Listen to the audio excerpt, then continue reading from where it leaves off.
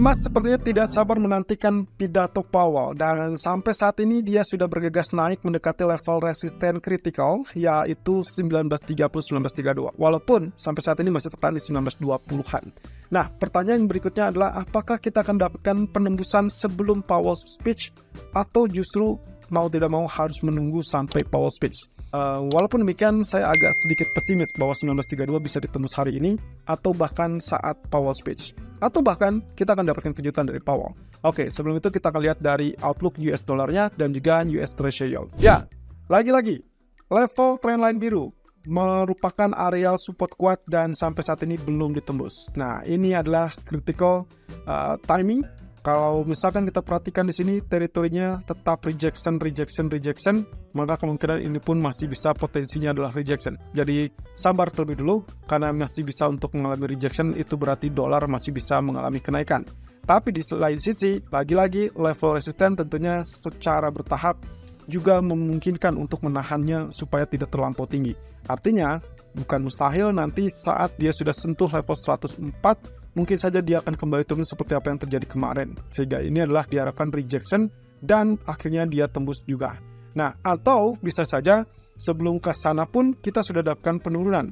Karena satu hal yang mungkin saja bisa terlihat di sini adalah level sebelumnya menjadi 50% dari real body long black. Jadi kalau misalkan kita perhatikan di situ, tidak perlu mengalami kenaikan yang terlampau tinggi, terutama kalaupun misalkan nanti malam data ekonomi relatif lebih lemah ataupun lebih rendah dari ekspektasi. Oke, dengan demikian masih tetap wait and see sampai nanti malam setidaknya. Minimum kita harus lihat terlebih dulu dari data ekonomi, dan data ekonomi yang bisa diandalkan untuk kali ini adalah durable goods order dengan klaim pengangguran mingguan. Nah, saya agak sedikit pesimis dengan klaim pengangguran mingguan karena kemungkinan ada hal yang terkadang selalu memberikan kejutan di klaim pengangguran mingguan. Tapi apapun itu, angkanya tidak terlalu jauh dari 220.000 sampai 240.000. Jadi kita akan lihat di sini posisinya apakah memungkinkan untuk tembus atau tidak. Satu sisi, kalau kita perhatikan dari candle daily chartnya, tentunya inilah isyarat yang cukup bagus dan juga memberikan isyarat yang cukup mendukung terkait dengan potensi rejection yang ada. Jadi ini lagi-lagi areal yang juga kita sempat tandai kemarin, dan ini berarti menandakan rejection juga, dan otomatis yang kita harapkan berikutnya adalah terkait dengan penurunan di bawah level 103. Dan yang paling dekat, saya rasa yang paling memungkinkan adalah level 102.50-an atau 102.60-an. Nah, saya tidak muluk-muluk, kalaupun misalkan terjadi penurunan, biarkan saja 125 atau 102.5, itu sudah cukup. Mungkin saja bisa lebih, tapi saya rasa lebihnya baru akan terjawab nanti saat Jackson Hole Symposium dimulai. Nah, terkait dengan hal tersebut, kita juga harus sesuaikan dengan kondisi dari US Treasury yield yang mengalami penurunan. Lagi-lagi, posisinya rejection dari zona resisten kemarin sudah confirm dan langsung dikonfirmasi dengan long black candle. Oke, apakah ini kita bisa sebut dengan 3 candle yang berarti mungkin lebih kepada evening star? Kalau misalkan lihat dari posisinya, ini mungkin saja jadi evening star. Tapi kalau misalkan ini terlampau, katakanlah mungkin terlalu lemah ataupun terlalu lebih rendah, maka kemudian kita lihat saja dari 2 candle terakhir. Dan itu berarti bearish engulfing. Intinya, ketiganya candle tersebut relatif menunjukkan ada indikasi untuk pola penurunan kembali, dan kita harapkan pola di 4,092% masih memungkinkan untuk terjadi penurunan. Nah, satu sisi kalau kita perhatikan dari grafik H4-nya, sepertinya juga kita dapatkan apa yang kita inginkan kemarin, karena kemarin kita sempat mengatakan bahwa ini ada posisi dari bearish divergence, kemudian turun, lalu kemudian kita harapkan penurunan sampai level support. Nah, sekarang sudah berada level support. Tentunya kalau kita lihat seperti ini, tidak mungkin kita mengharapkan dia langsung turun seperti itu, kalau itu berarti garis lurus. Tapi yang memungkinkan adalah biarkan dia pullback terlebih dulu, mungkin sekitar 4,25% sebelum akhirnya dia lanjutkan tekanan turun. Dan secara spesifik mungkin dilihatnya dari level 50% candle long black ini. Nah, area tersebut mengisyaratkan kita masih bisa mendapatkan penurunan, dan itu berarti sinyal positif untuk emas, karena US Treasury yield ataupun US dollar, kalau ternyata dia dalam fase penurunan, kita punya harapan untuk setidaknya emas mendekati level 1930 atau bahkan tembus di atasnya. Cuman masalahnya, apakah dia akan bertahan lebih lama atau tidak? Semuanya terkait dengan Jackson Hole Symposium. Nah, terkait dengan hal tersebut, berarti kita lihat saja di sini. Grafik H4 sudah memberikan indikasi yang cukup baik. Nah, tentunya Anda ingat juga, entah di hari Senin atau di hari Jumat yang lalu, saya sempat mengatakan seperti ini. Apa yang terjadi di areal yang sekarang terjadi, itu kurang lebih bisa dibilang pengulangan. Ya, ini pun bukan kali pertama kita menghadapi kasus seperti ini. Ya, kasus pertama, kalau misalkan dalam jangka waktu dekat adalah saat dia terjadi penurunan kemarin, atau kurang lebih dalam beberapa waktu yang lalu. Jadi kalau misalkan lihat dari sini, kita ingat di sini setelah terjadinya penurunan, lalu kemudian dia terjadi pertahanan di level area hijau, kemudian dia perlahan dia pullback, kemudian dia kemungkinan retest dulu walaupun tidak sampai bottom, tapi kemudian dia pecah atas dan lanjutkan kenaikan. Nah, kemudian yang terjadi berikutnya adalah of course sedikit berita buruk, lalu kemudian dia ditekan turun beberapa tahap, beberapa periode, sampai akhirnya mereka sempat bertahan di kurang lebih 1884, 1885. Apa yang terjadi? Ternyata kita anggap saja areal hijau ini juga cukup membantu walaupun sedikit berada di bawahnya. Ya, kita asumsikan bahwa tekanan-tekanan itu juga terrefleksikan dengan sangat baik dan tertahan di level support psikologis sampai akhirnya dia kembali bangkit dan kita dapatkan kenaikan yang sudah kita harapkan. Nah, apakah sudah selesai? Pertanyaan berikutnya adalah, mampukah dia tembus 1932? Itu saja. Selama dia tidak tembus 1932, hati-hati dengan potensi atau proyeksi penurunan kembali. Oke, ini adalah yang paling dekat. Kalau kita perhatikan dari level yang paling jauh, seperti biasa, saat kita perkecil grafik seperti ini, kita pun pernah terjadi atau pernah melihat area yang relatif sama. Dan ini adalah pengulangannya. Ya, kalau Anda lihat di bagian ini adalah area yang sama dengan yang tadi baru saja kita lihat pengulangan dari sektor ini.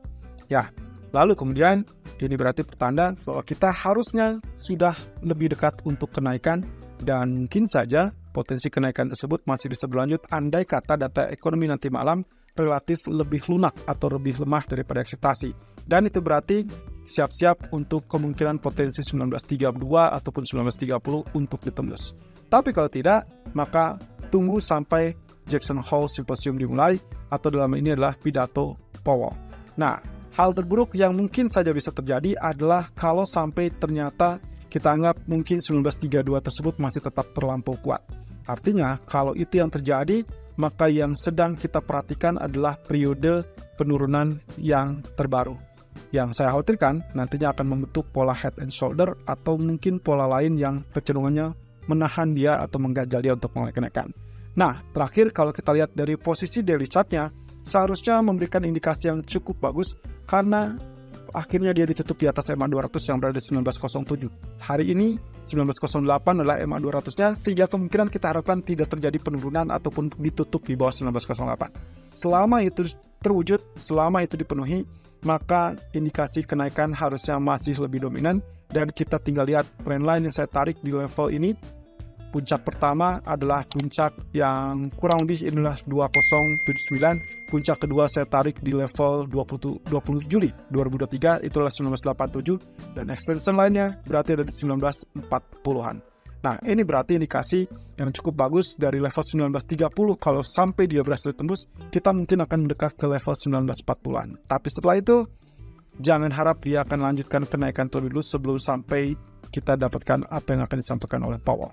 Oke, beralih kepada crude oil, di mana posisinya dia sudah tembus level support neckline yang kita curigai sebagai pola dari head and shoulder daily. Oke, sekedar mengingatkan ulang, kita sedang berada dalam fase head and shoulder karena terlihat dari pola pembentukan yang terjadi, dia sedang berada dalam fase ini. Dan trendline-nya sudah ditembus. Jadi yang kita harapkan adalah pullback sedikit, artinya tidak boleh tembus di atas level neckline lagi, dan itu adalah level 7904. Selama dia tidak tembus, berarti Anda tetap lakukan sell. Dan so far, menurut saya ini adalah level yang cukup bagus untuk lakukan sell. Oke, kita coba kombinasikan dengan apa yang bisa kita lihat di grafik H4. Posisinya seperti ini. Kalau misalkan kita tarik dari atas ke bawah, dari 81.72 ke kurang lebih bottom kemarin 77.67, maka kita akan dapatkan Fibonacci retracement yang seperti demikian. Nah, ini saya tidak mengandalkan areal yang terlampau tinggi karena memang kenyataannya kemarin pun gagal untuk tembus 50%. Jadi, kalaupun misalkan mau, Anda bisa melakukan sell di kisaran yang sama dan itu berarti 50% long black, lalu kemudian juga itu adalah area 38.2% dari Fibonacci retracement. Dan akhirnya kita harapkan dia tembus level 77 untuk mendekati ke level 77.30 atau bahkan lebih rendah. Dan ini pula yang kemarin sempat kita bahas, baik itu di hari Senin ataupun saat live talk show Jackson Hole Symposium. Nah, posisinya adalah kita sangat terbuka dengan kemungkinan areal 77, 76 atau bahkan ke level 74. Ya, kurang lebih ini yang memungkinkan untuk pola penurunan, dan seperti Anda lihat di sini.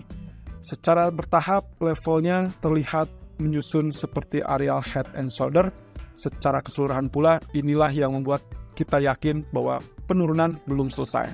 Dan itu kendalanya adalah terkait dengan PMI global yang turun, lalu kemudian juga dengan China yang belum kembali ke pasar dan belum ada tanda-tanda stimulus akan dikucurkan. Oke, tapi Anda boleh switch strategi menjadi buy kalau misalkan dia betul-betul tembus level 80.17 atau anggap saja 80.20. Nah, terakhir kalau kita lihat dari pound sterling, posisinya juga relatif sama. Kemarin dia sudah turun drastis sekali setelah PMI-nya dirilis dengan sangat lemah dan 1.2613 ternyata menahan. Dan Anda bisa lihat di sini, garis merah itu adalah garis yang kita buat sebagai tanda bahwa itulah neckline. Sejauh ini neckline belum ada tanda-tanda untuk ditembus, tapi boleh saja kalau misalkan Anda tarik garis seperti demikian, maka yang sedang kita perhatikan adalah bagian atau fase resisten dari price shoulder, yang diharapkan tentunya nantinya akan berakhir kepada pola penurunan. Nah, ini yang akan kita nantikan. Walaupun misalkan katakanlah dolar mengalami pelemahan, lalu kemudian pound sterling terdukung untuk naik, tapi dikarenakan faktor domestik yang juga datanya relatif jelek, maka kita berharap dia tetap dalam jalur penurunan, dan itu ditandai kurang lebih mungkin saja akan menguji kembali area orange, yaitu di 1.2613 ataupun 1.2600. Nah, terlepas dari itu, baru kita akan lihat apakah nantinya Powell bisa membuat dolar terperosok atau justru malah menguat dibandingkan pound sterling. Selama dia tidak tembus 1.28 mungkin 00, kita tetap pertahankan sell. Tapi kalau dia tembus, Anda boleh switch strategi menjadi buy. Tapi ingat, strateginya hanya pendek saja. Kemungkinan target maksimal adalah 1.2880. Nah, dengan demikian, jangan sampai Anda terlampau agresif melakukan buy, terutama untuk emas, karena level resisten sudah cukup dekat, dan itu adalah level resisten psikologis. Termasuk juga untuk pound sterling, yang kemungkinan kita belum akan melihat kenaikan yang lebih tinggi.